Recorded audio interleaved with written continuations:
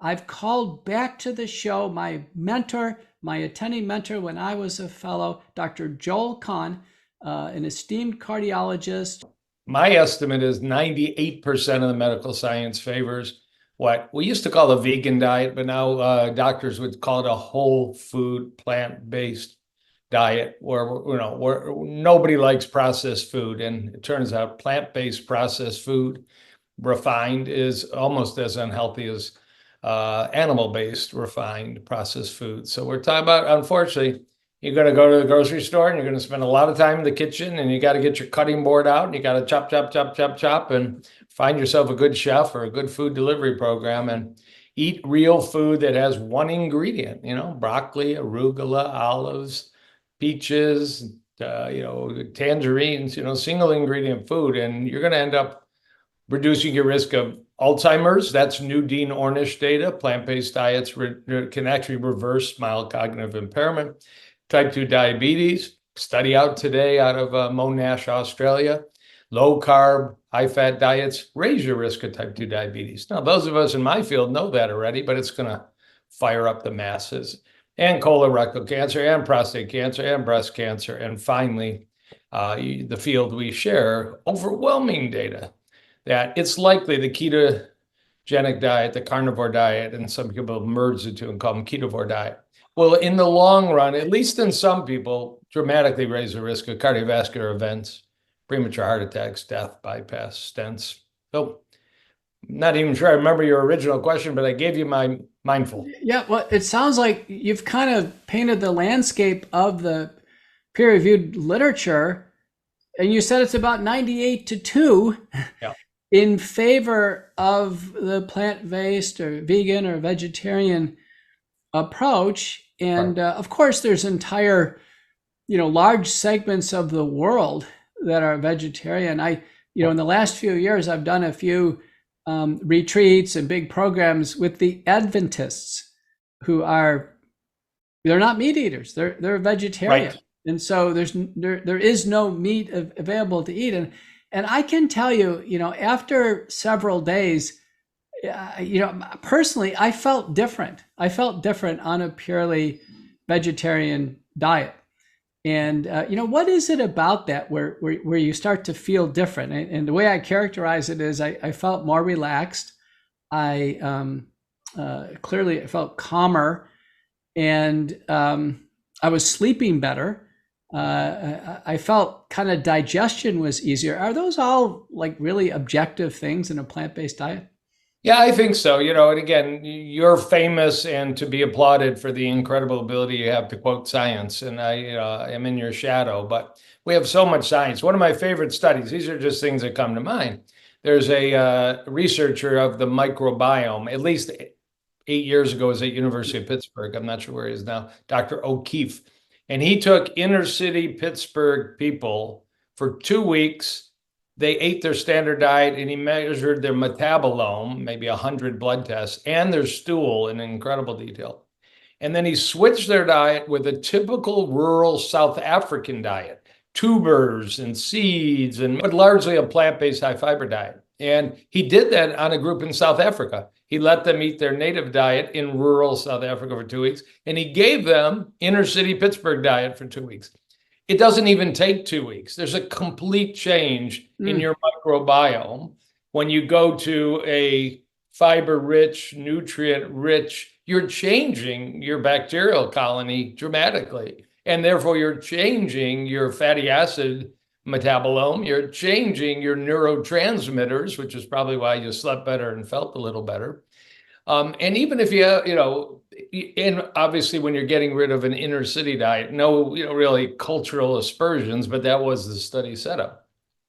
You're also reducing probably pesticides and, endocrine disruptors and microplastics, kind of the language of Robert Kennedy Jr., now bringing really good toxicology into a political conversation. And I'm not going to espouse politics right now, but it's just great to hear this stuff being bandied about. So yes, within a short time, you can flip your diet. You can go to a center called True Health, which is in Santa Rosa, California, and go on a whole food plant-based diet and some water fasting. Within a week, you're off of diabetic meds, you're off of blood pressure meds, Wow. your cholesterol drops. And these are published. These are peer-reviewed published studies by Alan Goldhammer. Now, the challenge is when you get home, are you going to be able to maintain it so you don't get a rebound? So I think a lot of it is massive changes quickly in your gut health, in your microbiome. And, there is that amazing question when I've engaged carnivores, and I have some in my practice. They know that they're coming to a plant-based cardiologist, but they're coming for a holistic approach. And I, often, the rule is don't change my diet. Let's talk about everything else. But yeah, how do they poop? They have no fiber. How do they poop? Now, I have run advanced vitamin levels. There's no vitamin C in their blood, which you would man. essentially no vitamin C in meat. You talk about Loma Linda, home of the Seventh-day Adventists, one of the designated centers of longevity or blue zones. The church espoused a vegetarian diet, but human nature was about 50% ate like the rest of California, about 40% ate pretty strict vegetarian, and 10% of the Seventh-day Adventists in Loma Linda were vegan. And that allowed great epidemiologic reports to contrast heart disease rates, diabetes rates, obesity rates in, 3 separate food populations all living in the same community. And the other famous example is the other blue zone, Okinawa, where in the 1950s, this is all peer-reviewed published data and books, the fat content of their diet was less than 10%, and it was way over a 95% plant-based diet. Let's go through, if you allow me, just briefly, a couple high points of nutrition for cardiovascular disease. And, I think some of these, you and I didn't learn this in med school. So the earliest, really important peer-reviewed publication was a internist in Los Angeles by the name of Lester Morrison, MD. And if you go to Cedars-Sinai, you've probably been there. And if you lecture in their cardiovascular center, it's the Lester Morrison Auditorium. I had that honor about 10 years ago. Lester Morrison had a huge practice of people who had heart attacks. And in the 1940s, he didn't know what to do with them. Who did? And he actually developed, this is just his brilliance, a diet, and he did a randomized study. Of course, you couldn't blind it. He took 100 people who had a heart attack within the last 6 months and gave them a handout. And it turned out it was a less than 10% fat diet that was largely plant-based. I have the handout. I mean, it's get rid of butter, get rid of even oils. Some of us would argue oils are fine, but he excluded animal meats, organ meats, creams, and certainly processed sweets like cakes and cookies. And the other 50, just stay on your diet in Los Angeles. He started this trial in 1946, 50 people. Within 3 years, it was a huge difference in survival, weight loss, blood sugar, and there were no statins, of course. Cholesterol fell over 100 milligrams per deciliter on this diet, and it stayed the same. It was actually over 300 was the average cholesterol. That was United States in the 1940s. And he followed these people for 12 years, encouraging them to stay on their designated diet. No survivors in the control Los Angeles diet group. 48% survived in his handout diet. And the link then jumps real quick to Nathan Pritikin, a hyperactive aerospace engineer in Santa Barbara who read in the paper that there's this doctor in Los Angeles interested in cholesterol nutrition. He drove down and visited him. This is all in Mr. Pritikin's biography. Had his cholesterol checked about 1955. It was well over 300. Did a stress test, which at the time was called the Master's two-step, up and down, up and down. He was about 44 years old, and he failed it. And Dr. Morrison said, you're just like my patients. You just haven't had your heart attack yet, but you're going to. And Pritikin wasn't an average guy. He went to the medical library, pulled out all the books. He created something we now call the Pritikin Longevity Program, or the Pritikin Diet, became world famous. And it was a 98% whole food plant-based diet, but he introduced fitness. He always thought fitness was a key, and he was famous for running between meetings. He kept himself very trim, got his cholesterol down, and he ended up living to the mid-1980s. Designated, I don't know if you know this, that on death, he needed to have an autopsy to be published in the New England Journal of Medicine. And he had that arranged pre-mortem, and he had absolutely no atherosclerosis on autopsy. So about 1985, it's in as a case report of probable reversal of atherosclerosis based on a stress test 30 years earlier that had been quite strikingly abnormal. And then we get to a hyper educated medical student in Houston, actually in Dallas, Dean Ornish. He grew up in Dallas. His father was a famous dentist in Dallas, but he did his training in Houston and then Harvard and then San Francisco. And he took a year off of medical school, and in 1979, he published an abstract that got published full in JAMA in 1983. Heart patients having angina, that for 4 weeks, he got money to lock them in a hotel room, feed them a whole food, plant-based diet. And he was interested in mind-body medicine. So he taught them breathing and meditation and walking. Dramatic improvements in their stress tests, stress thallium studies, dramatic improvements in their lab values, and their angina went away in 4 weeks. He published that, but everybody said that's placebo. So he got money from the Enron Corporation, actually, and others, and he did a randomized study that was published in 1990 called the Lifestyle Heart Trial. Whole food, plant-based diets for very sick heart patients versus a controlled diet. And there was a lifestyle component, breathing, meditation, walking, group support. And in the 50 patients, it wasn't a big trial, but what Dr. Ornish will say, you don't need a big trial to check out parachutes for jumping out of airplanes. You need a powerful trial, can be small. He showed a dramatic difference. And then in 1998, he published a 5-year follow-up in the first study was in Lancet. The second study was in JAMA. And he actually had angiographic quantitative studies done by Dr. Lance School in Houston, the best in the world, that when they entered the study versus 5 years later, the whole food plant-based diet eaters reduced their plaque in their heart arteries, a breakthrough finding. And the control group got worse and worse over the course of 5 years and also had twice as many cardiac events, which is why 1998 publication, it took 12 years, but in 2010, CMS and Medicare approved the Ornish Cardiac Rehab Program, which taught exercise and nutrition and mind-body to people after heart attack, bypass, angioplasty, and stents. And the Pritikin program got approved also. They had built up enough data at that point.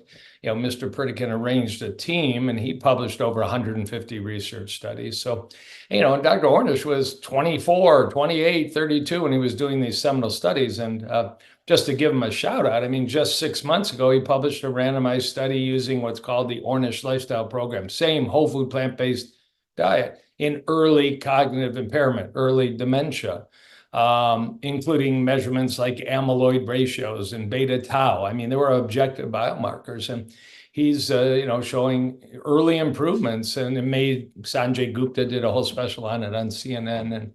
And then the last one, there's this famous doctor, thank God still alive, over age 90 at the Cleveland Clinic, Dr. Caldwell Esselstyn. I'll just tell you the story because it's so colorful. Very famous thyroid surgeon, breast surgeon at the Cleveland Clinic. But they were redoing the surgical lounge, and he got put in a locker because they had a now combined surgical lockers with Rene Favallaro. And you may recall that name. Rene Favallaro did the first bypass surgery in the world at the Cleveland Clinic, an Argentinian surgeon. They became friends. Esselstyn is E, Favallaro is F. So they put them together, just alphabetical, random, event. And Esselstyn kept saying, why do people get heart disease? And if it's from food, why don't we change their food and get rid of their heart disease? So he got permission to take part of his, time really after hours. And he would ask the cardiologists and the surgeons at the Cleveland Clinic, if you're turning people down, they can't get surgery, they can't get angioplasty, they can't get stents, let them come to my house. My wife and I will cook for them and teach them. And it evolved to be one of the strictest low-fat, whole food, plant-based diets. And that became a series of peer-reviewed publications and a very famous book called Prevent and Reverse Heart Disease. And excuse me, I don't know how many lives. There's a whole clan of people around the world that follow the ESSY diet, ESSY, or Dr. Esselstyn, who's still going strong and still teaching online over age 90. You and I should have the same longevity. But, when you take some of these highlights, and just to contrast, let me now tell you about all the studies on the ketogenic and carnivore diet for heart disease reversal. Okay, we're done. Because there's Well, There's nothing. well, There's Joe, I nothing. was going to ask you that. I was Yeah. counting, and you were able to name the first author, actually know the historical landmarks over dozens and dozens of scientific contributions to the field. And I was going to ask you, what's the other side? What is the scientific contributions by those who espouse it for the carnivore or ketogenic diet? Yeah. Very tiny, but not absent. One thing that can manifest, it all also depends what diet are you starting with. If you talk about the standard American, highly processed diet, and maybe somebody is a typical overweight and obese American, or it could be somebody in another country because we've exported obesity, throughout the world now, with our Kentucky Fried Chickens that are all over Okinawa. We've destroyed the Okinawan diet. It all depends, but ketogenic diets result in weight loss in many people, and the carnivore diet results in weight loss in many people. Is that the elimination of all these wasted calories and toxins and additives? And it probably still, if people are eating standard meat, they're getting a whole lot of pesticides and others. And we can talk about that. But nonetheless, there certainly can be weight loss. And you and I know with weight loss, you're probably more expert than me, may come a reduction in blood pressure, an improvement in sleep apnea, an improvement in blood sugar. Cholesterol, that you got to check. Some people will add in those diets and they're called hyper absorbers, and their cholesterol will go nuts on the ketogenic diet. Within the last few months, there's only case reports like that. I see a lot of it in my practice, but case reports of dramatic rises in total and LDL cholesterol on ketogenic and carnivore diets, with the implication over time, there are some of these case reports that include adverse events like acute coronary syndromes. But there's so few studies on anything cardiac related to these diets. I want to get to the practical aspects of implementing a plant-based diet. Let's say our listener has listened to this, you've kind of overwhelmed us with evidence. What are the fundamental building blocks of a plant-based diet to make sure we're getting all the macronutrients, micronutrients we need? Some people put their toe in the water, and my recommendation to people is get rid of dairy. You get rid of dairy, you're going to lose your stomach gurgling, you're going to lose some acne, you're going to drop a couple pounds, you're not going to have flatus like you did before. With Asians and African Americans, 90% lactose intolerant, they're going to find they feel better off dairy. And the good news is anything you do in dairy has a animal-free substitute. I don't eat plant-based ice cream and plant-based cheeses, but literally everything has a substitute. And after you do dairy, try a plant-based burger instead of a beef burger. And there actually are, Chris Gardner at Stanford has done randomized studies. You're better off with a plant-based burger in terms of maybe TMAO and possibly blood sugar response and LDL cholesterol. There's so many good resources. Go check out a site called forksoverknives.com. There's a documentary, and then there's a teaching program, a great one. So you can find your inspiration online easily. Joel, a lot of people ask me on plant-based diets, where do you get the protein from? Okay, so let's talk protein and supplements, and then depending on your time, maybe that's enough. The conversation right now about protein and human nutrition and health is as divisive as the conversation of carnivore versus plant-based. And there's some data on both sides. Being frail and having no muscle mass is clearly in many studies associated with shortened lifespan and comorbidities, a frailty index. But my read of the literature is, if you eat a clean diet, you got to go to the gym. You got to do resistance training. You got to do weights. And it doesn't matter if you fuel it with fava beans, that's a study. With soy, that's a study. Recent publication last 3 weeks, adding more lean meats and weightlifting. Adding more meats didn't make a difference compared to the control. It's all about the weights. And you don't have to end up like Schwarzenegger, but you can't just use your elliptical. You got to get down to some push-ups and squats and get some barbells and all. So the protein conversation is vigorous. I follow the teaching of Walter Longo, PhD, University of Southern California, which is lower is better for longevity, maybe not for appearance in a tank top.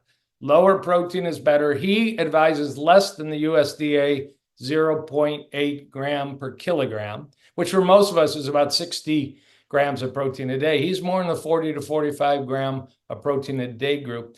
And possibly when you get to age 65 to 70, ramp that up some, even if you don't meet the USDA criteria. Now, there are people with MD after their name teaching 3 times that much. But the worry is you're activating mTOR and you're raising IGF-1 and your cancer risk is substantial. So I stay low protein. I eat beans, breakfast, lunch, and dinner, and lentils, breakfast, lunch, and dinner, and seeds and nuts, leafy green. A baked potato is 11% protein, and people have actually sustained good health and lean muscle mass with something as simple as a baked potato. So we always joke in my world that, you know, the protein deficiency ICU has been empty for decades. Americans aren't unhealthy due to protein deficiency. They're unhealthy due to fiber deficiency and then all the excesses that are out there. You know, it's estimated 3% of Americans get the recommended fiber that's required, but most of us get our USDA protein. Supplements, if you're eating 100% whole food plant-based diet as I do, I'm concerned about B12, vitamin D, and omega-3. And you could talk about some other trace elements. But you know, Peter, if you come to me on an omnivore diet or a keto diet, I'm worried about vitamin D, B12, and omega-3. And I'm going to test you, simple blood test. And I find that it's almost independent of what diet you're following. You know, 41% of Americans are deficient in vitamin D. I think about 50% are deficient in omega-3. You do a blood test called the omega index. And, you know, there's some not bad data that there's some immune benefits, let alone cardiovascular benefits. Mm-hmm. You don't have to take 4 grams of omega-3 a day and put yourself into atrial fib, but, you know, 750 to 1,000 milligrams a day of omega-3 supplements. There's nice vegan ones, there's fish ones, eat ground flaxseed. So there is probably some low-dose intelligent supplementation to optimize a whole food plant-based diet. But to me, you know, and then how about I save money on food. Meat's more expensive than lentils. So I spend $10 a month on a multivitamin for a whole food plant-based eater. It works out an advantage, not a disadvantage. And how about B vitamin recommendations? Well, definitely B12. There are certainly certain individuals that don't supplement, like nori. If you go get sushi, and there is such a thing as vegan sushi, just stuff a carrot or stuff a cucumber or stuff a natto roll. The green, the nori, is very rich in B12. A nutritional yeast is very rich in B12. But most responsible plant-based MDs, DOs, PhDs will say, you know, you don't put yourself at neurologic or hematologic risk or raise your homocysteine level because you're B12 deficient. If you're going to do it without supplements, at least check your blood. Check your blood. Don't guess. And there are those that can exist. But my teaching in my clinic is there are some, you know, 6 or 8 component multivitamins for whole food plant-based eaters. So just have everything you need in one supplement. Okay. So that's what I advise. And I don't see, there's not too much concern about too much B12. There's a little concern. I'm more worried. It's an embarrassment to see anybody with a low B12. I mean, yeah. And you know, it's not just plant-based eaters. You know, the USDA recommends all people over age 50 consider a low-dose B12 supplement to maintain your cognitive health. Very good. Joe, would you say with just a minute or two left, you have to cover the issue of carbs or starch in the plant-based diet. Give us some guidance. Yeah. So, you know, smack. The only way to converse about carbs is refined versus whole. And if you hear anybody conversing about carbs, I follow a low carb diet, a high carb diet. My diet's very high in carbs. The Ornish diet's very high in carbs. But the real conversation is they're very high in complex carbohydrates, unrefined carbohydrates. That's what beans and peas and potatoes and lentils are, staples of good health. Obviously, we all agree, refined carbs, call it added sugar, call it white flour, call it maybe refined white rice flour. I'm not sure white rice is so bad, but refined, you know, have a bad glycemic index and may promote excess weight. So carbohydrates heal. if they're whole complex carbohydrates. I mean, but that's what fruits and vegetables and legumes and whole grains are. So the carbohydrate conversation has been completely distorted by inattention to proper language. So just separate the groups. Everybody agrees Americans